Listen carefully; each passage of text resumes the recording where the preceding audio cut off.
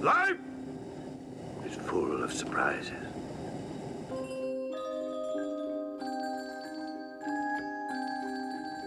Consider the fate of this creature's poor mother. Ladies and gentlemen, the terrible elephant man.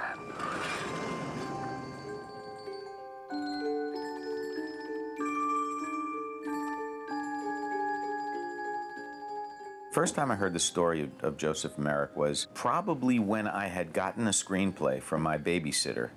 This was an interesting story. My babysitter brought me a script, and she said, "This is my boyfriend and his partner wrote this, and would you read it?" The boyfriend's name was Christopher DeVore. Christopher DeVore was working with a guy called Eric Berggren. They were writing the story about Joseph Merrick. I picked the script up, and it was The Elephant Man, and it was about 200 pages long, and it was an amazing story. I had never heard the story before. Jonathan is a very nice guy. He's an easy mark. So he decided to read it. And I made them an offer. I said, look, I'd like to option your screenplay. I think I can get it made. So we had just formed a new company called Brooks Films, and we were very excited about doing, quote, serious films. At that time, I had been taking the script around. I had taken it to a couple of people I knew in studios. I took it to, I think, 20th Century Fox. I took it to Columbia. And, I mean, I got polite response. I mean, people were interested. They liked the idea, but it was a hard sell. This was not going to be an easy sell by any means. And Mel said, look, you don't need to do that. You don't have to go to, just do it with me. Jonathan Sanger is the producer of The Elephant Man, and Stuart Kornfeld is one of the executive producers, I being the other, without portfolio, without name, because very simply, if I put Mel Brooks' name on it, on the posters or even on the screen before it ran, I knew it would be misconstrued and that the audience would think that this was some kind of a comedy. I had been interviewing directors, possible directors, thinking about people who might be appropriate for this. Didn't know, I mean, I knew a number of directors, but I didn't know anybody who would be right for it, and I didn't really know how to approach somebody with a subject like this. And at the same time, I had just seen Eraserhead, and Stuart Kornfeld had David Lynch's phone number. So I called him up and I told him I thought his movie was really interesting. I'd love to meet him. And David said, well, sure, let's meet, and we set up a meeting at Bob's Big Boy in Santa Monica Boulevard. And once we got through talking about Eraserhead, I asked him about other projects that he was doing, and he told me. And then he asked me about projects I was doing. And I mentioned I had just optioned the screenplay of a project called The Elephant Man. And his eyes like lit up. The Elephant Man. He says, well, could I look at it? And I said, sure, I'll let you read it. Once he read it, he called me up and he said, this is a fascinating story. Could we meet again? And at that meeting, David said, I would really love to take a crack at this. I'd love to direct this. David came to Mel's office. Mel liked him immediately. I felt I was dealing with a true artist with David Lynch. I felt that he was as close to the phenomenon of life and why we're here and why we have to die as any artist I'd ever met. We decided immediately that David and Chris DeVore and Eric Berggren and I would have an office across the hall from Mel at Fox, and we would work on the screenplay. He was a good guy, David. I mean, he usually young, hot-headed directors, who have these, lofty visions, they don't take advice from anybody. But he was simple, he was profoundly gifted and intelligent, and you knew that you're going to get a work of art. Stand up. Stand up. Turn round. Turn around.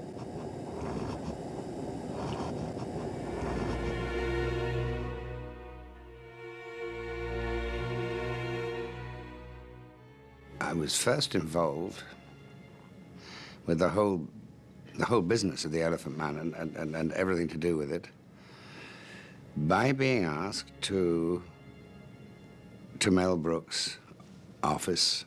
John Hurt came to our office, not knowing, having read the script, but not knowing, what we had in mind.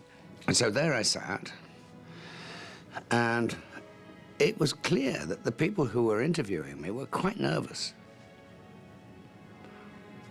And it didn't occur to me, oh yes, and in front of me, right in front of me, was a huge kind of drawing of John Merrick. What we did was we went to the trouble of doing 8-foot by 10-foot blow-ups, photographic blow-ups of the Elephant Man himself. I mean, it was insane to spend this kind of money. And eventually it was suggested that this might be the person that I was to play. Now, to me, it didn't even occur to me that there would be any problem in this at all, because this obviously would be something which was vastly interesting. What I didn't know at the time, that as far as Hollywood was concerned, they were talking about a part that was difficult to sell. And the reason it was difficult to sell was that the actor wasn't going to be wouldn't be recognized. It was always our intention to hire somebody in that role who was a great actor, but not a household name, not somebody that everybody knew, and certainly not everybody in this country would know. It was only long afterwards I realized that it was, oh my God, they went to all this trouble in order to spin me something that I just walked in and said, oh no, I want to do this. He was swept off his feet, you know, and he said, you're not ever to say this to my agent, but I'll do this for nothing. Once we had John Hurt, everything else built out from there. He immediately joined the fold, and he was the Elephant Man. Even as he left the room, he suddenly was stooped and bent and twisted as he turned his way out. He was already getting into character. It was only later from David Lynch that I understood why, and because I did ask him. I said, why, for instance, did you ask me to do this? And he said, well, I'd seen The Naked Civil Servant, and I'd seen Caligula and I, Claudius. And in both occasions, he paid me the highest compliment that anybody could ever pay an actor, is that I didn't recognize the actor. And that is what I wanted for the Elephant Man. David hadn't worked with actors of this fame, certainly, before, and he fell right into it. I mean, he was focused to a point right from the beginning. He is English. He is 21 years of age. His name is John Merrick. Gentlemen, in the course of my profession, I have come upon many lamentable deformities of the face due to injury or disease, as well as mutilations and contortions of the body, depending upon like causes. But at no time have I met with such a perverted or degraded version of a human being as this man. The patient has been called the Elephant Man. Treves was always somebody that we wanted the best English actor we could find. Anthony Hopkins was one of a handful of actors. Anne Bancroft had told us all that she thought he was probably the greatest actor living at that time. I mean, she was just, she was enthralled by his work. Tony Hopkins is a great actor. He's probably one of the best actors that ever lived. When he read the script, he wanted to do the movie. I talk about Tony Hopkins because Tony Hopkins was very, very sensitive to what I had to do. To have a group of actors like that makes life so much easier for David and consequently for myself. Can you imagine the kind of life you must have had? Yes, I think I can. I don't believe so. No one could possibly imagine it. I don't believe any of us can. The next obvious choice was Sir John Gielgud, who was, you know, an icon to us. Of course, we knew who he was, and he loved the idea. He was very interested in meeting David Lynch, and the synergy between him and David was quite wonderful. Johnny Gielgud didn't feel it necessary to be that sensitive. He said, oh my goodness, Johnny, you make such moving noises. We were expecting somebody who was so completely in control of themselves and so completely in control of the process, which he was to one extent, but to another extent, just as any actor might be, he was very concerned. Did we like it? Was he doing all right? There's someone here who'd like to meet you, if that's all right. May I introduce you to one of the bright lights of the English stage. Mrs. Kendall, Mrs. Kendall, Mr. John Merrick. Good day, Mr. Merrick. Anne Bancroft had read the script, loved the script, and David was unsure whether she would be interested in playing what was essentially a cameo, small role. She was thrilled to play the role. She loved the idea. Anne Bancroft is an amazingly talented person. She plays a very famous actress. Wendy Hiller, Mrs. Mothershead in the movie, was suggested to us by our casting director. And again, I mean, another icon of British theater and British films, and somebody that David and I were thrilled with. We met her. She was gracious. She was terrific. Wendy Hiller I'd worked with before, of course. I worked with her in Man for All Seasons. I wouldn't have expected anything other than a mighty and superb performance, you know? Mrs. Mothershead, I'll be in my room and I'm not to be disturbed, all right? Of course, sir. Will you come with me, please? You heard what the doctor said?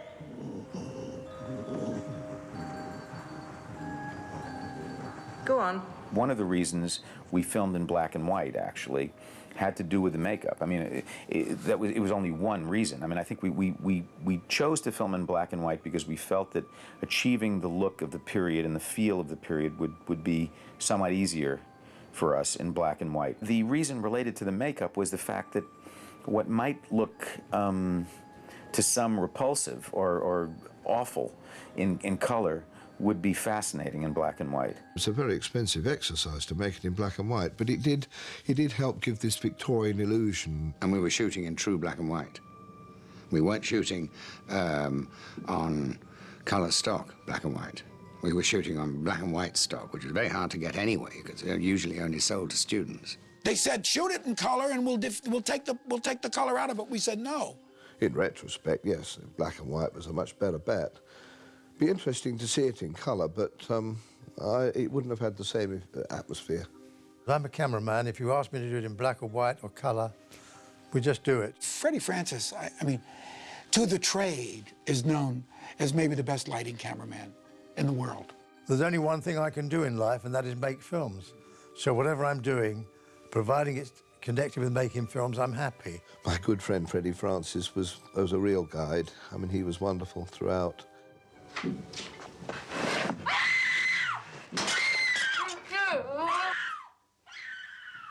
Excuse me. The Elephant Man.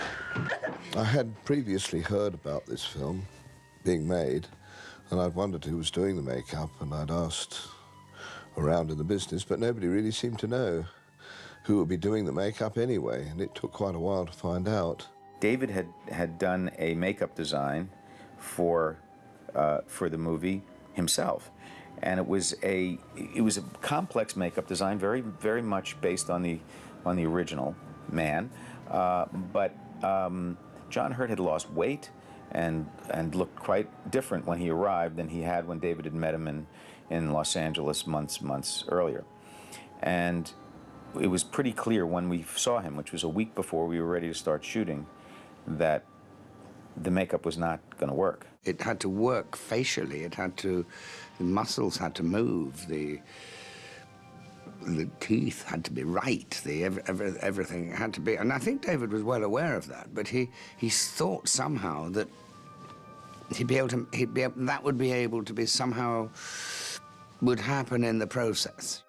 Eventually, they all arrived on my doorstep on one Thursday afternoon when I was very busy because at the time I was doing a film for Warren Beatty called Reds and quite a few other things as well, so I was really very busy indeed. David had chosen Chris to do the makeup because he thought he was the best person for it, and Chris was. They all arrived on the doorstep and showed me pictures of the Elephant Man and all the rest of it, and I said, well, really, I don't think I can get involved in this. It's really, you know, I mean, it's going to take weeks to do this. It's not something I can deliver by Monday morning.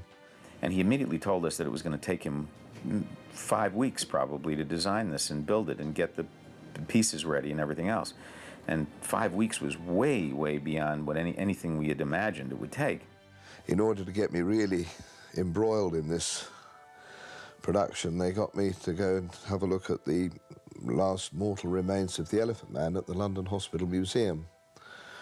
So I was duly dragged off there and shown, you know, all the skeleton of him and the plaster cast, the death mask that was made at the time.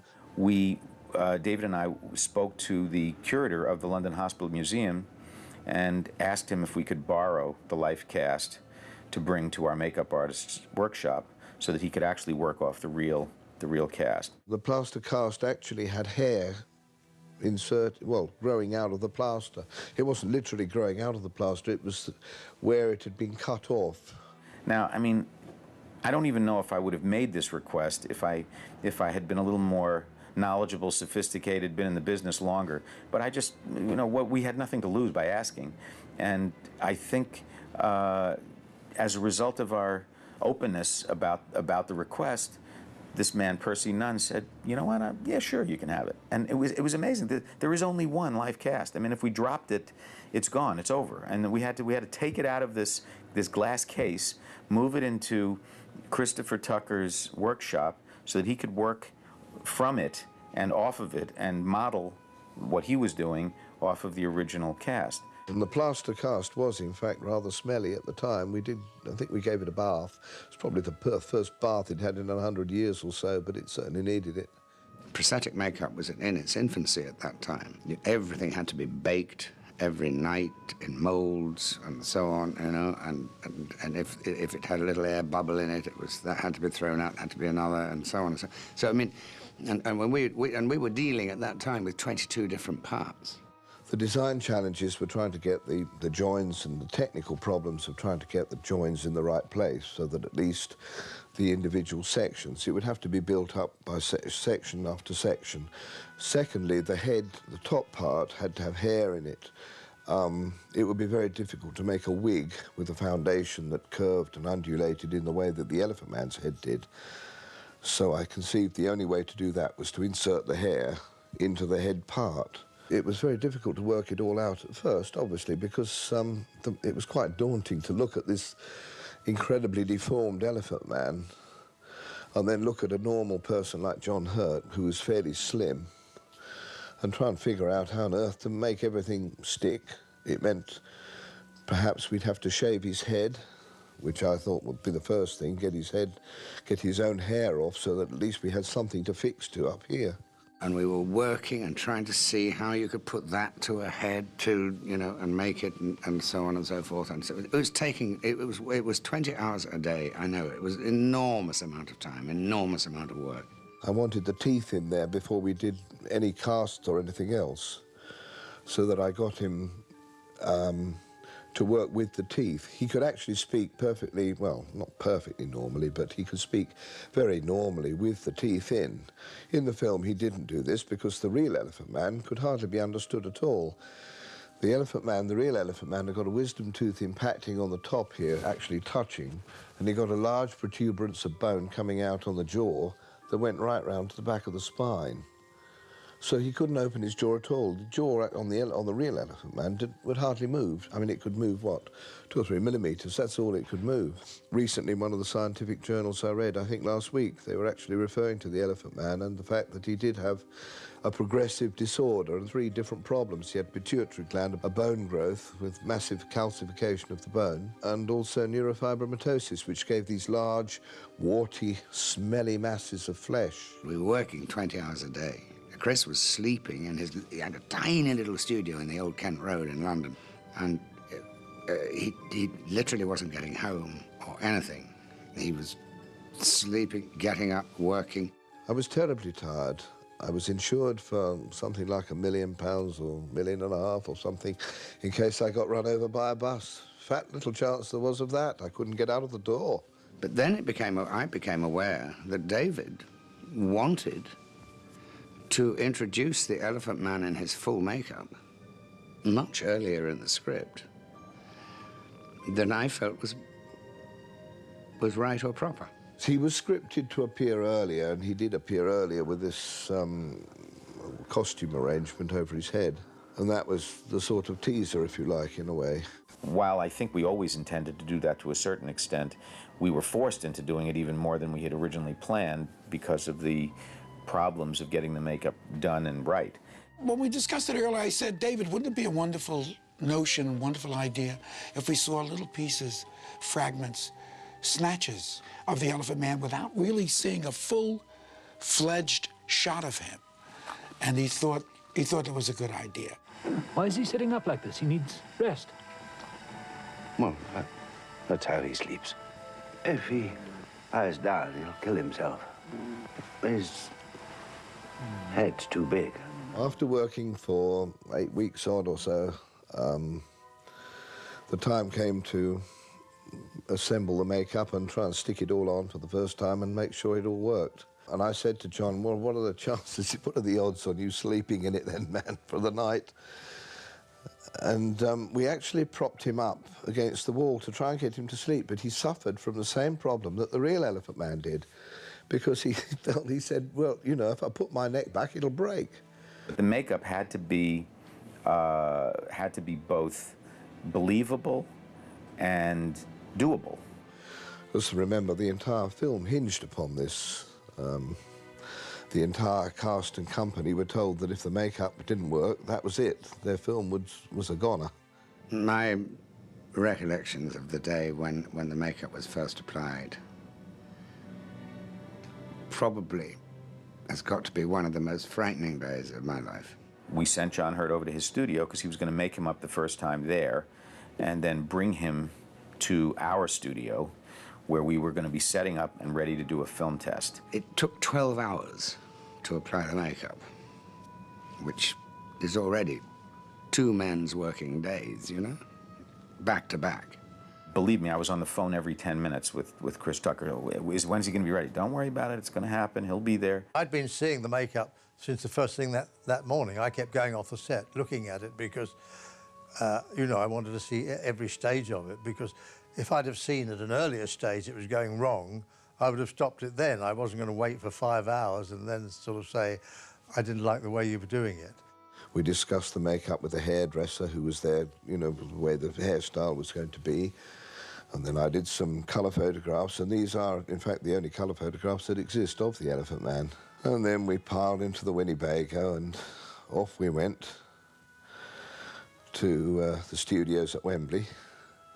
And I did say, what happens if we break down? I said, well, if we break down, I'm disowning you. I'm nothing to do with you. I said to John Hurt, you can walk about in the street, but I don't want to know you. And then I was brought on to the set to a stunned silence. If anybody had broken that silence with the slightest giggle, the film would be finished. And we saw him in this makeup for the first time, complete, so that it wasn't, we never saw the process, we just saw the result. So there we stood, like the freak. There we were, John Merrick, standing there, as vulnerable as you could be. We went up the staircase into the little room in the attic that had been built, and he went straight in and did his 23rd Psalm. Hopkins did half of, you know, the scene, and then turned, looked at David and I and said, and smiled and nodded his head, and we all knew, just visually, we knew that it was going to work. Tony Hopkins, yeah. If it were not for him, had he not behaved that way at that moment on that day, it would have been destroyed. Yea, though I walk through the valley of the shadow of death, I fear no evil, for thou art with me. Thy rod and thy staff. Mr. Cargon? Yes, what is it? It's there. I didn't teach him that part. And mercy will follow all the days of my life. And I dwell in the house of the Lord. The scenes that particularly touch me, there's a scene where Merrick is at Treves' house, when he goes to Treves' house and meets Treves' wife, played by Hannah Gordon. I can look back at the tea scene in complete horror. That was the very day really. There was a 12-hour makeup that day. And it was the very day I thought they found a way of making me not be able to make movies. Mr. Merrick, I'd like you to meet my wife, Anne. Anne, this is John Merrick. I'm very pleased to meet you, Mr. Merrick. What